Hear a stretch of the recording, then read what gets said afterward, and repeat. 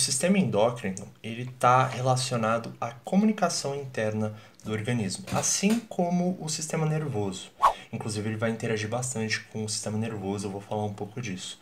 Mas ele se diferencia do sistema nervoso porque ele não usa impulsos nervosos. Ele vai fazer essa comunicação através de hormônios que são liberados no sangue. E essa questão de ser liberado no sangue é bem importante, porque a gente pode ter produção de substâncias que não são liberadas no sangue, mas nesse caso elas não vão fazer parte do sistema endócrino. Inclusive o nome vem daí. Endo significa interno e crino vem do grego e significa literalmente segregar. Só que nesse caso tem um sentido mais de secretar, né? De você jogar essa substância dentro do que? Do sangue. Você tem que colocar ela na corrente sanguínea. Então, o sistema endócrino ele vai realizar comunicação interna do organismo através de hormônios que são liberados no sangue, tá?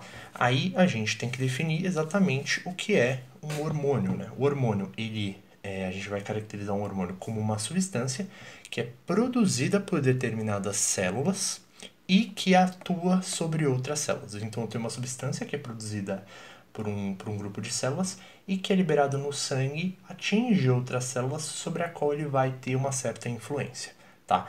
Então, os hormônios são essas substâncias produzidas por um grupo de células. E a gente tem que definir esses grupos de células, tanto o que produz os hormônios, quanto o grupo que é influenciado por esses hormônios, tá?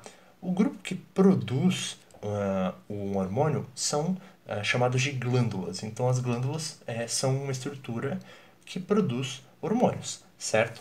Essas glândulas, elas podem ser endócrinas se liberarem esse hormônio no sangue, mas se elas liberarem essa substância produzida em outro local que não seja o sangue, elas vão ser consideradas exócrinas, né? Exo de externo.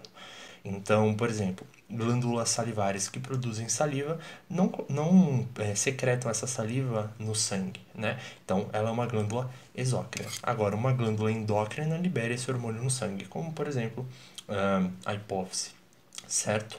E tem um grupo de células que vai ser influenciado por esse hormônio, melhor dizendo, que são as células-alvo. Por exemplo, a gente vai ter hormônios produzidos na hipófise que vai agir sobre a tireoide, que seria essa célula-alvo. A tireoide seria a célula-alvo, uma vez que ela é influenciada por hormônios produzidos pela hipófise, tá? O curioso é que a tireoide também é uma glândula, por sua vez, tá? Mas isso é interessante porque só as células só as células-alvos vão ser influenciadas por esse hormônio porque elas vão ter receptores hormonais, tudo bem? Receptores hormonais que são específicos para cada tipo de hormônio. Então, outras células não serão influenciadas por aquele hormônio porque elas não vão ter esses receptores hormonais, ok? Seguindo, então,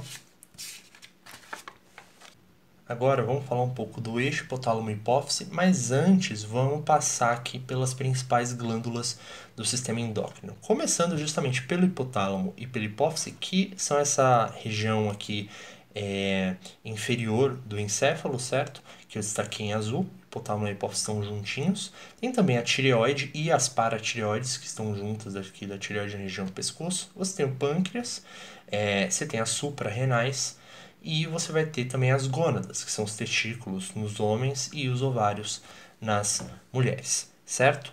Mas aqui eu quero dar destaque para o que a gente costuma chamar de eixo hipotálamo-hipófise. Por que eixo? Porque além de elas estarem muito próximas umas das outras, elas trabalham meio que em conjunto, tá? Então, começando pelo hipotálamo, que aqui nesse desenho eu tentei representar, né, de uma maneira mais...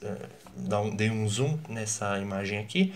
Essa puxadinha que seria o eixo hipotálamo-hipófise. Em azul, essa região superior é o hipotálamo. Ele vai realizar a integração entre o sistema nervoso e o endócrino. Ou seja, ele vai captar as informações do sistema nervoso e a partir delas ele vai coordenar a resposta do organismo e vai fazer isso através do sistema endócrino, tá? Então, às vezes a gente, através dos nossos sentidos, né,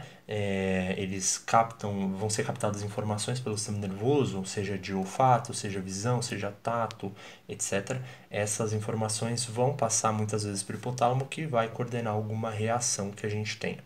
E o hipotálamo, então, vai liberar hormônios que agem sobre a hipófise, tudo bem? A hipófise, por sua vez, que é essa região em laranja e verde aqui, mais abaixo do hipotálamo, ela é uma glândula mestra, entre aspas, porque ela vai regular o funcionamento de outras glândulas, como, por exemplo, as suprarrenais, a tireoide, as gônadas.